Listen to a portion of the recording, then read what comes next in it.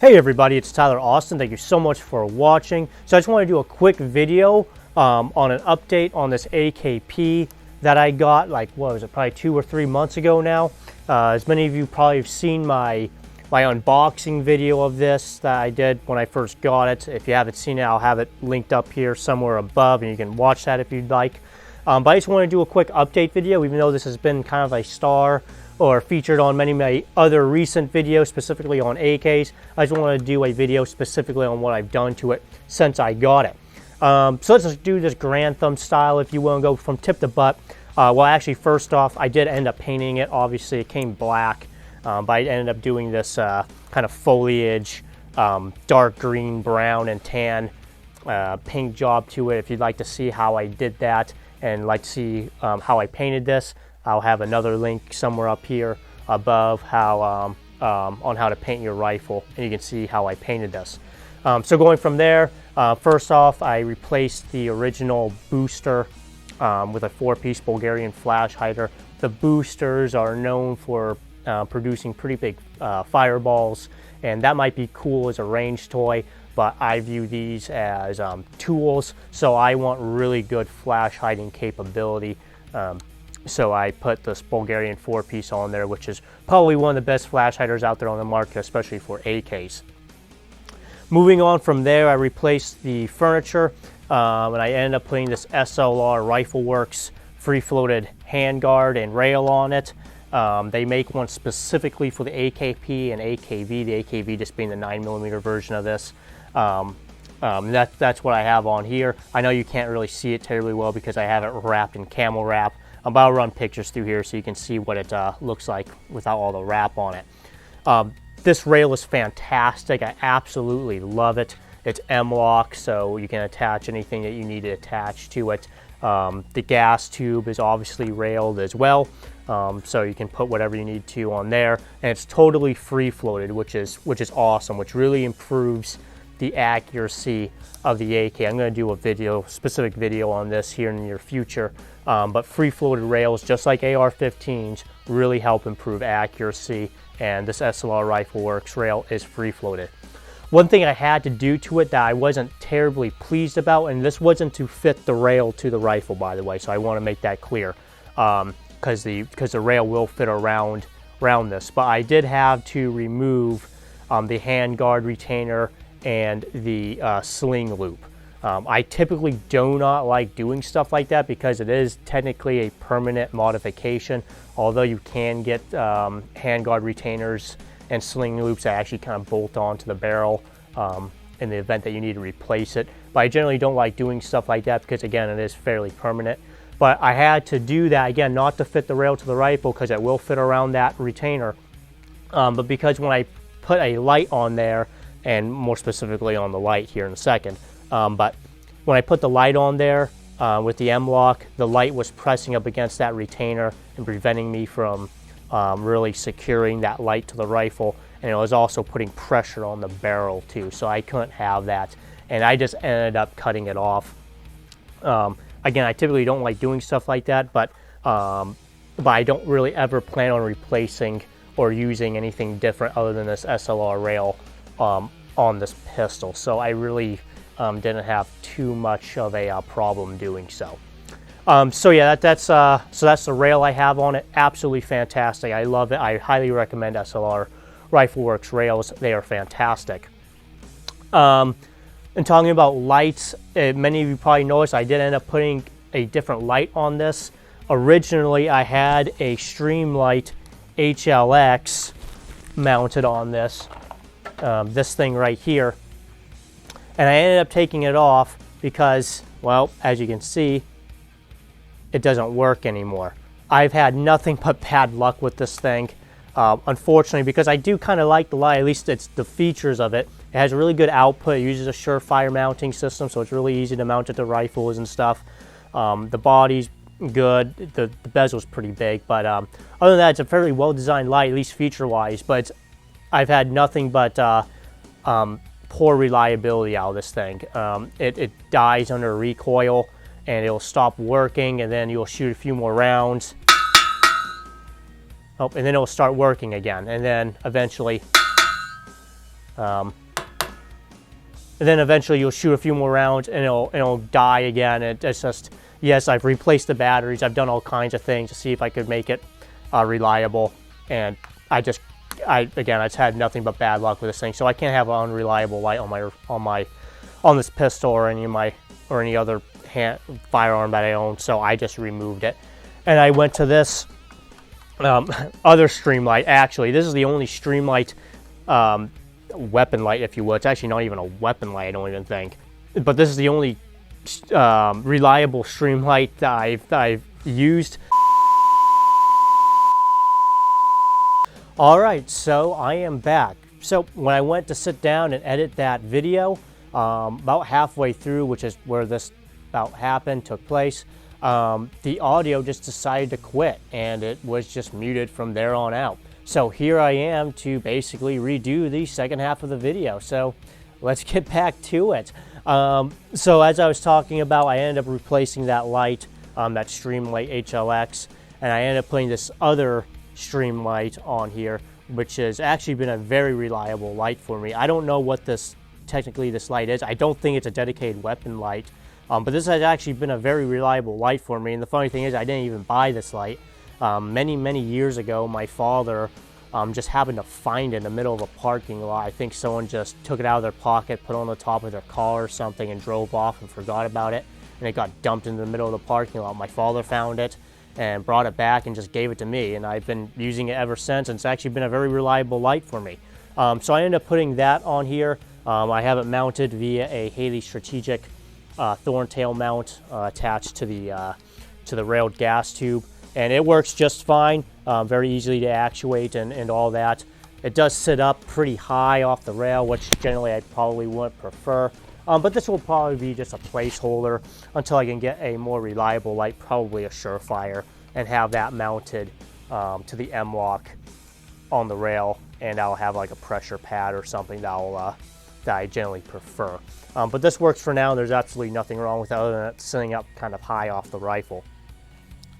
Moving back from there, I did polish out the action. So the action is very smooth. I really like that. The action wasn't really all that bad when I got it out of the box.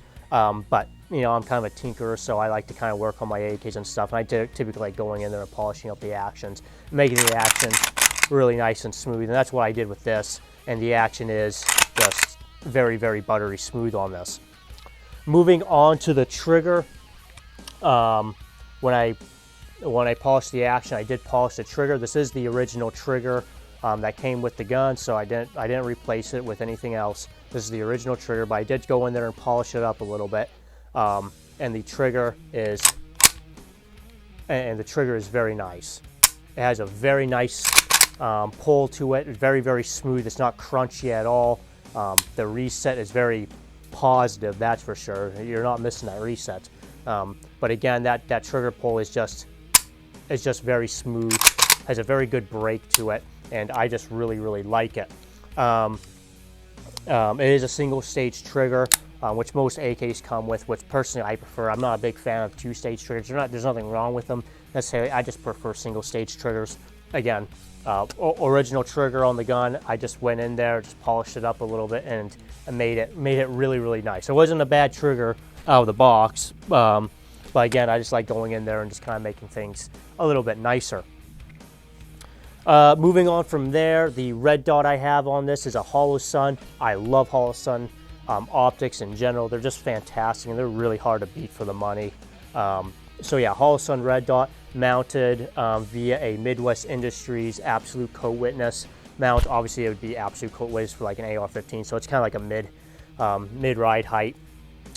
Some people will say that sits up awfully tall in the rifle, and it does, which I generally prefer, because I prefer my red dots particularly to be a little bit higher up, so that way when I get so that way I can get more of a chin weld rather than a cheek weld, which I generally prefer simply because when you're wearing ear pro or helmets or even just like winter headgear, sometimes getting down and getting into that nice getting a nice cheek weld can be kind of difficult, especially again with like ear pro on, because the stock or the brace in this case will interfere with your ear pro and stuff like that. So I prefer the optic or the red dot to be kind of higher up on the rifle, so that way I can get more of a chin, a chin weld rather than a cheek weld.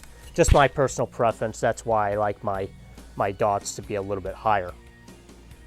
Moving on from there, I did replace the pistol grip. I put a K grip on this in plum, because if it's an AK, you have to have some plum somewhere. This is their K Slim, so it's so it has a little bit more of a vertical angle to it, which I like, and it's smaller because when you're 5'2", you don't have really big hands, and I just prefer smaller, smaller grips. And this is my favorite grip out on the market for AKs, and I also really like the K grip series for the ARs as well. Again, they're slim versions. My favorite pistol grips out on the market. Moving on from there, I haven't really done anything to the back end. Obviously, I didn't change out the brace or anything like that, other than just adding the camel wrap. The only thing I changed out was the end plate here, and I changed it out for an end plate that is able to accept a QD sling mount, which is what I have here. Talking about the sling, I'm using an MS3 from Magpul. This is one of my favorite slings out on the market. It is a 2-point and single-point sling, so it can be converted into either 2-point or single-point, which I really like because there are pros and cons to both 2-point slings and single-point slings, and I like both of them. So I like having the option to swap from either 2-point or single-point whenever I want. So yeah, Magpul MS3, really like this thing.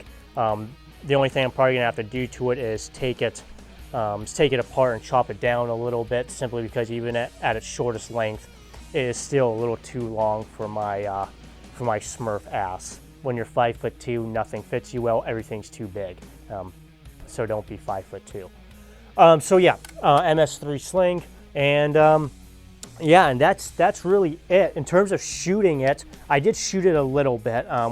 After I got it, I put about 2, maybe 3 mags through it, and it shoots. It's a very pleasant pistol to actually shoot. It's not overgassed, which I'm very, very happy to say. A lot of AK pistols in particular tend to be overgassed and pretty violent. And I'm glad to say that that's not the case for this. It's actually very well gassed. It still has the recoil of a 7.62x39, of course. It's just basic physics. When you're pushing a bigger, heavier bullet, you're going to get a little bit more of a stouter recoil impulse. But so obviously it's not going to shoot as nicely as a 5.45 gun. But with that being said, it's not overgassed. It's actually a pretty pleasant pistol to shoot. A lot of people think that AKs are designed to be overgassed. That is not the case. Cheaper manufacturers many times will overgas their rifles. Not just AKs, by the way, ARs and other guns too. They'll overgas them to make sure they run reliably, which the AKs kind of gotten that reputation because there's just generally a lot more cheaper manufacturers for AKs out there. And so a lot of them are overgassed, and they kind of develop the reputation. People think that they're designed to be overgassed, and that's not the case. If a gun's overgassed, that's an issue. That's not a design feature. But I'm glad to say that's not the case with this pistol. It's actually very, very well gassed, and it's not overly violent, which again, I'm very pleased to say. I didn't zero the rifle, although the iron sights were pretty close. I didn't zero it simply because I didn't have the rail for it yet, and I didn't want to zero the gun without the free floated rail, because if you zero a gun with a if you go from a non-free floated rail to a free floated rail, you're likely going to have a point of impact shift. So I didn't want to zero the rifle only to have to re-zero it once I got this rail and installed it. But I do want to get this out as soon as I can. I haven't been able to get out recently just because of the holidays and all that, just been super busy. But I want to get this out there as soon as I possibly can to zero, especially the red dot, but also the irons, and put some rounds through it and run it through its paces a little bit more. Hopefully the ammo crisis will chill out here soon, which I highly doubt it will, thanks to this new administration. But hopefully it will chill out a little bit so I can run a whole bunch of rounds through this and and really see what she's all about. So yeah, that's really all I have to say about this thing for now. I'm very happy with my experiences with it so far. I think it's a pretty good pistol, especially for the money. But again, only time will tell, and once I get a few thousand rounds to do it, that'll obviously be the biggest test. But yeah, that's all I have to say for this about the pistol today. Thank you so much for watching. I hope you found this video helpful and informative, or at least entertaining. Please like, subscribe, follow, depending on where you're watching this. I'm Tyler Austin. Thank you so much for watching.